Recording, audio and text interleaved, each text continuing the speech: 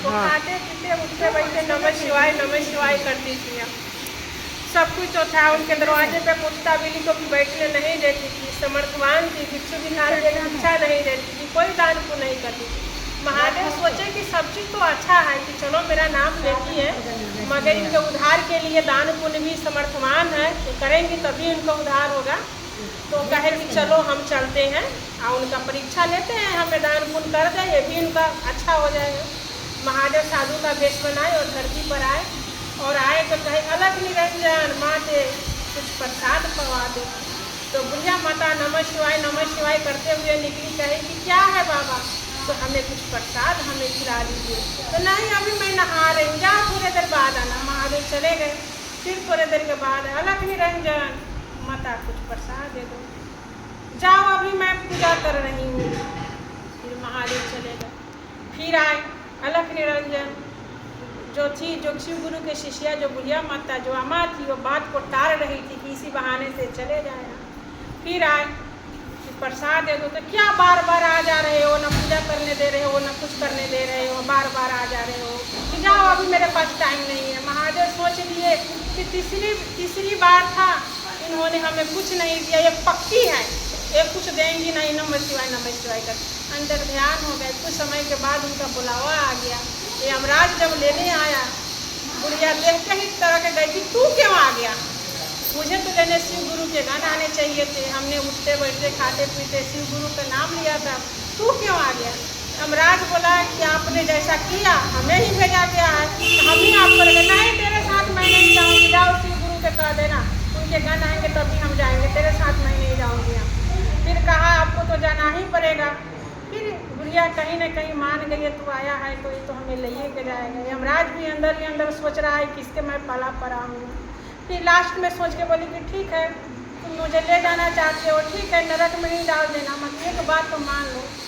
यमराज बोला कि ठीक है बताओ, अगर शिव गुरु से तो हमें मिलवा दो, उनसे कुछ पूछना है। यमराज कहा कि चलो ऐसे ही नहीं जा रही है, ठीक है। तो उनसे मिलने के लिए ऐसे घींच उठ के तो ले नहीं जाया जाएगा। शिव गुरु के डोली लाया गया, उसमें बैठा कर ले जाया गया। अब पूरे रास्ते घोष रही है। महादेव अपने मुझे ठग लिया, आपके इतने बखान के उठते बैठते खाते पीते नमः शिवाय किया था, आपने किसको भेज दिया, यमराज को भेज दिया। ये भी कह रहा है नरक में ही डाल दूंगा तुझे, इसको क्यों भेज दिया, आपने ठग लिया, आपने मेरे साथ धोखा दिया। महादेव से घुसते जा रही है। महादेव के पास जब लेके पहुँचे तो महादेव देख के हंसने लगे कि आ गई। तो जाते जाते महादेव से लड़ने लगी कि आपने मेरे साथ ऐसा क्यों किया, उठते बैठते खाते पीते नमः शिवाय आपका नाम लिया, पूरे जीवन बिता दी, मगर अपने यमराज को भेज दिया। यही मेरा कर्म में था। वेद बखान सब ऋषियों मुनियों ने आपको बखान किया था कि नहीं आप बहुत दयालु है। महादेव बोले कि ठीक है आपने नमः शिवाय खाते पीते उठते बैठते किया था, कि नमः शिवाय से पेट थोड़े ना भरता है, खाना से पेट भरता है। आप नमः शिवाय करते हो तो आप खाना नहीं खाते हो। अब समर्थवान थे, दान पुण्य कर सकते थे, सब कुछ था। मैंने भी अपना हम भी गया आपके यहाँ 3 बार गया, तीनों बार में हमें भगा दिया आपने यहाँ, एक बार भी कुछ दे दिया था आपको उधार। मैं तो चाहता था कि आप सब कुछ करो कि आपका उधार हो जाए, मगर आपने मेरा भी नहीं सुना। बुढ़िया बहुत पछताई कि हमसे गलती हो गया। कहा कि ठीक है हमने जो किया आपके सामने है, हमें 1 महीना के मोहलत दे दो, 1 महीना के में सब कुछ दान पुण्य जितना रखे हैं सब करके आएंगे। महादेव ऑर्डर दिए कि अरे भाई देख इसके लाश को कोई फूक तो नहीं दिया, तो देखा नहीं अब फूक देगा तो फिर से किसी घर में जन्म लेगी, बड़ी होगी, शादी ब्याह होगा, बहुत टाइम लगेगा। तो देख रहा है तो उसको सजाया जा रहा है, उसको ले जाने के लिए इंसान नहीं है। जब तक ऊपर से पटक दिया अपना शरीर में प्रवेश, नमः शिवाय करते हुए उठी। लोगों ने पूछा कि अरे इतनी देर से आप कहाँ थी, थोड़ी देर में नहीं उठी तो आपको तो फेंक दिया जला दिया जाता। तो नहीं मैं बेहोश हो गई। सब बात उनको याद था।